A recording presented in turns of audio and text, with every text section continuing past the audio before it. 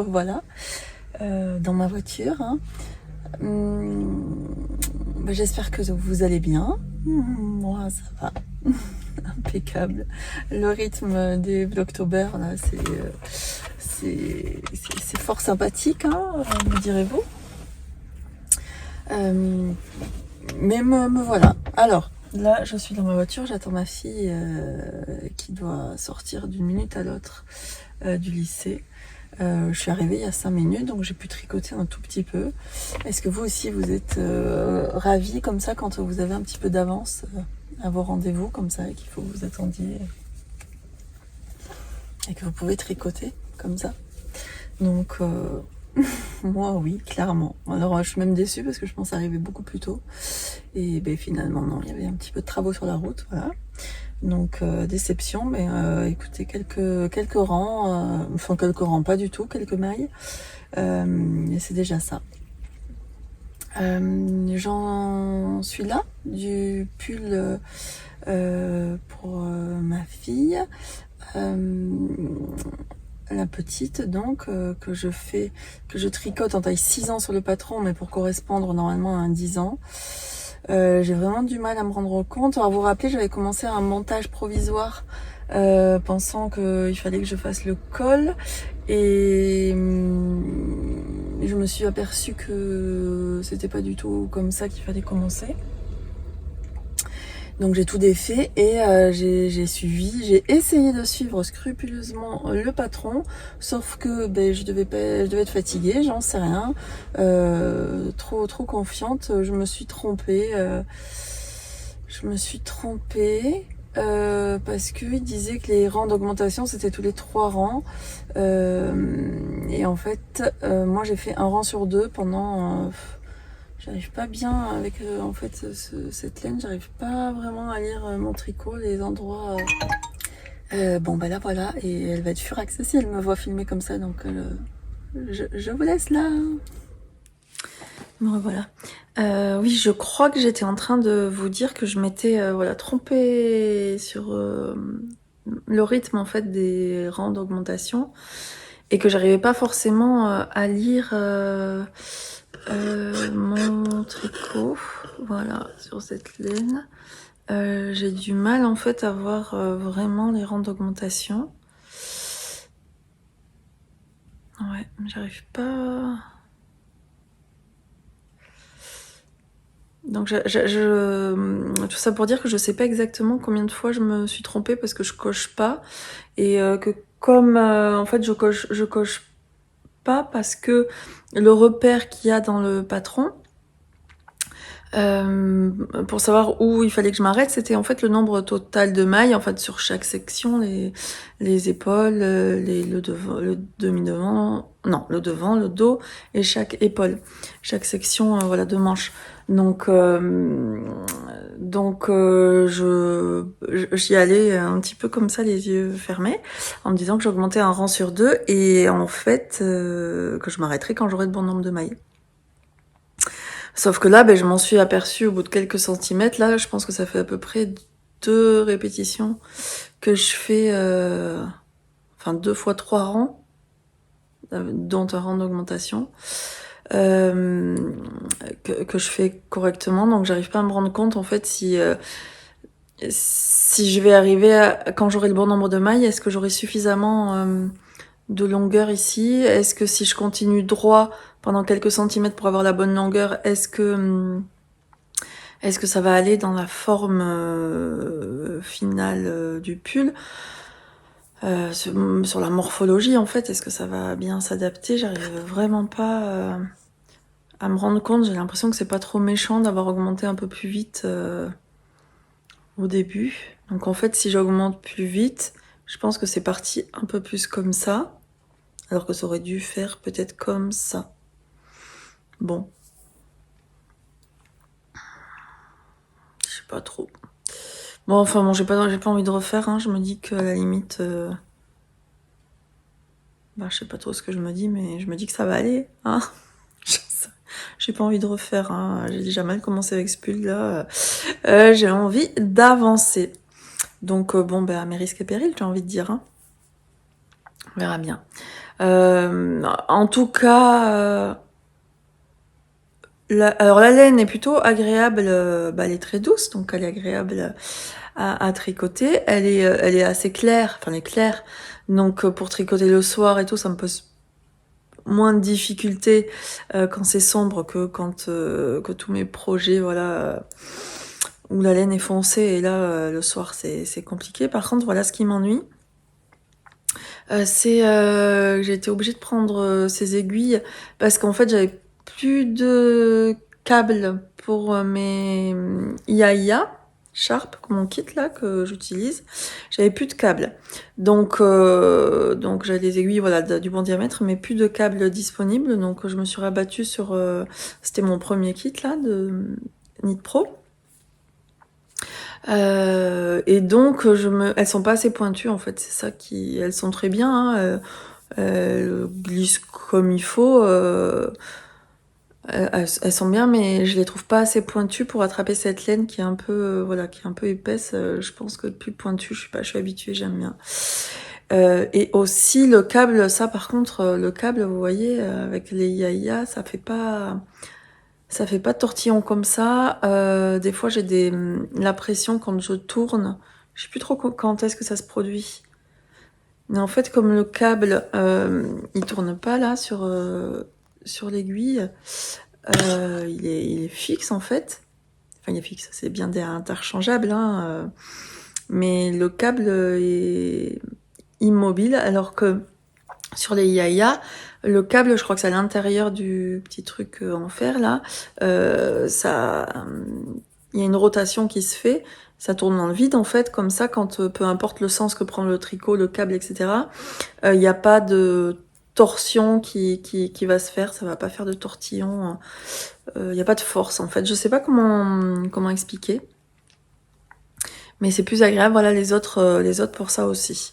Alors, j'ai fait une commande chez Lily Comme Tout, qui actuellement, voilà, on a reçu, je sais plus où est, si sur Instagram ou si j'ai reçu un mail, je sais plus comment j'ai eu l'info qu'ils étaient touchés en ce moment, voilà, son équipe, par le Covid, je crois, enfin par la maladie.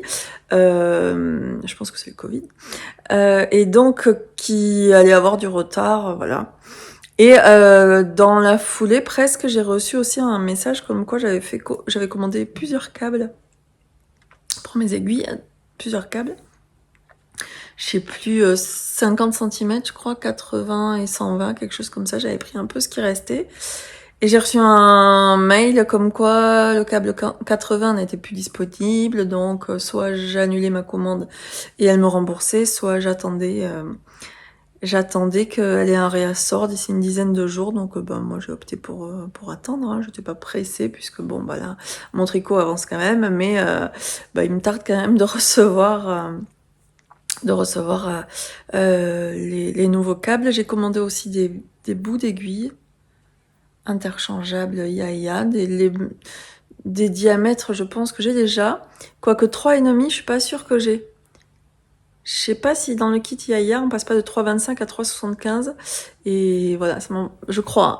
Je dis peut-être une bêtise, mais ça m'a embêté de pas avoir le 3,5. Enfin bon, je me suis dit que 3,5, j'ai commandé un 3,5 et des embouts aussi de 4, je crois. Parce que c'est celles qui reviennent souvent, donc histoire de pas me bloquer, de pas me frustrer lorsque j'ai envie de monter des nouveaux projets. Voilà. Je vais continuer tranquillement. Vous voyez, ça avance quand même pas très vite. Alors, je vous avais dit aussi que le montage au début, c'était un peu bizarre. J'ai pas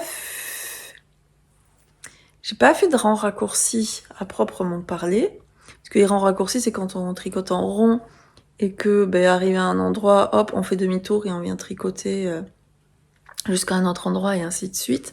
C'est souvent ce qu'on fait, voilà, pour creuser l'encolure. En fait, on met plus de matière dans le dos et ça creuse naturellement l'encolure. Mais là, je sais pas si vous voyez quand même que ici, donc là, est-ce que c'est le dos de ce côté? Ah, on peut pas, voilà, avec les câbles. Là, c'est quand même bien moins épais que là. Là, j'ai peut-être, je sais pas, 6 cm, quelque chose comme ça. Alors qu'à mon début de rang, je sais même plus si ça représente le devant ou le derrière, d'ailleurs, mon début de rang. J'ai pas fait attention à ça. J'ai beaucoup moins, là. J'ai peut-être que 3 cm. Non, j'ai pas de règle. Donc, je me dis que peut-être que naturellement, ça... L'objectif, c'était de creuser l'encolure comme ça. Donc, et en fait, le montage, c'était... en fait, j'ai commencé pendant... je sais plus, une dizaine de rangs, je crois. En aller-retour, en fait, en plaçant les marqueurs, en commençant les raglants, en faisant les augmentations, donc les KFB. Les augmentations knit in front et in back. C'est ça. On tricote la maille une fois par le brin avant. Et sans la laisser tomber, on retricote cette même maille par le brin arrière, ce qui fait une augmentation. On se retrouve avec 2 mailles au lieu d'une. Et donc ça, tout ça, je l'ai fait en aller-retour pendant au moins une dizaine de rangs. Et après, j'ai monté quelques mailles. Oui, voilà, ça doit être ça. J'ai monté quelques mailles ici. Et j'ai joint en rond. J'ai encore monté quelques mailles. Et voilà. Et on joint en rond après, d'ailleurs, ici. Voilà, vous voyez peut-être rien. En fait, c'est ça, c'était à plat. Et à partir d'ici, hop, à partir d'ici, j'ai monté quelques mailles. J'ai mis mon marqueur de milieu de rang, donc sur le rang d'en haut. Après, on recrée, on remonte quelques mailles supplémentaires et on vient joindre en rond. Là, j'ai mon début de rang, de montage. Voilà, de fil du long tail Caston en fait, qui me restait. Ah oui, ça aussi, le long tail Caston. Je sais qu'à chaque fois que j'en parle, je sais qu'il y a des techniques et je les comment dire, je les revendique, j'y crois, mais toujours la flemme. Donc là, j'ai fait mon long tail Caston un peu, je peux pas dire au pif, mais enfin avec une mesure approximative. Et il m'a manqué de laine, donc j'en ai refait un. Et j'avais, je sais pas combien de 1 mètre peut-être de laine en trop, donc là c'est pas possible. Et du coup, j'arrive pas à me rappeler. Je crois que j'ai coupé. J'ai laissé ça et j'ai coupé le reste parce que là, je me suis dit non, c'est bon. Après le col que j'ai raté, le montage, ça va pas, non. On a arrêté le carnage et je crois que j'ai triché, j'ai coupé. Est-ce que j'ai fini de vous dire ce que je voulais vous dire par rapport au fait que c'est pas vraiment des rangs raccourcis, mais au final, le résultat, il ressemble fort. J'arrive pas à expliquer. Bah oui, je pense entre les augmentations du raglan, je sais pas si on voit bien. Voilà, là on voit vraiment que ici c'est plus large, qu'ici c'est plus fin. Donc entre les augmentations du raglan, les allers-retours qu'on fait au début et là où on rattrape après pour joindre en rond, ben j'ai l'impression que naturellement ça fait des rangs raccourcis. Je pourrais regarder, est-ce que mon marqueur de début de rang, est-ce qu'il est sur le devant? Neck front, donc c'est bien le devant, là où on monte les mailles, où j'ai mon début de rang, en fait mon marqueur de début de rang. Ils me le font placer sur le devant, donc je pense que ça équivaut à des rangs raccourcis, enfin le même résultat. Donc ben voilà, c'était une nouvelle façon de commencer. Alors je vais essayer maintenant je me concentre un peu plus sur les explications parce que bon, lui et moi, on n'est pas parti sur sur des bonnes bases. Donc là, je vais me consacrer et lui porter toute l'attention qu'il mérite. Et puis je vais essayer d'avancer un peu aussi parce que bon, ça rame. Après, c'est pas une course, hein, mais bon, voilà. Là, c'est pour ma fille. J'ai envie de lui faire plaisir rapidement. Donc voilà. Et ce que je voulais dire aussi, qui était assez drôle, mais j'ai jamais fait attention. D'habitude, là, en fait, on commence à nous faire quand on nous fait placer les marqueurs, on appelle entre le marqueur entre le raglan de devant et le raglan de derrière, c'est appelé cette partie-là, on nous dit il y a 12 mailles par exemple pour l'épaule. Et en fait, au bout de quelques rangs tricotés, ils appellent ça maintenant les manches. Donc c'est passé de épaule à manche. J'ai trouvé ça assez rigolo, alors que c'est toujours la même partie. Allez, je vous laisse. En fait, c'est bon, hein, j'ai pu rembobiner les 2 pelotes que mon chien avait tout défait. Voilà, donc c'est bon, pas de carnage, j'ai pas eu de perte. Et ça s'est fait assez facilement en fait. Ouf.